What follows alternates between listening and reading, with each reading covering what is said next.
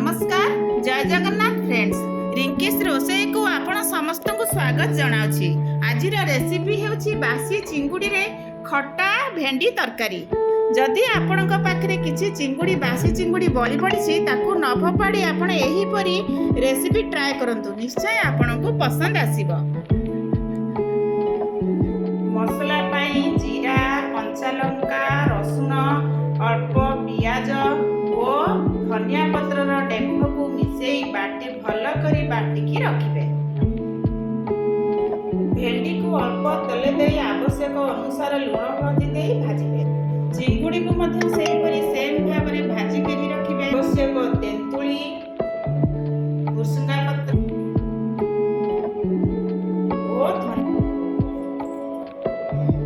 ओ धनिया पत्र कड़कारे अल्प तेल दे सेथिरे भुसुंगा पत्र बटा हो मसला को ऐड करेंगे। मसला को अल्प समय कषिबे।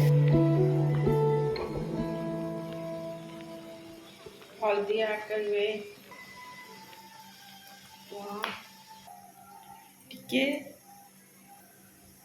टिके धनिया पाउडर, टिके लंका पाउडर ऐड कर भेंडी को ऐड।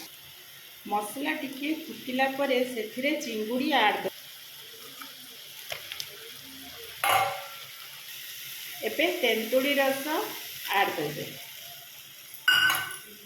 आवश्यक अनुसार एबे पानी आपण ऐड करेंगे और फुटिबा पाई छाड़ी देबे। एथर आमर खटा दिया चिंगुड़ी भेंडी प्रस्तुत हो गला।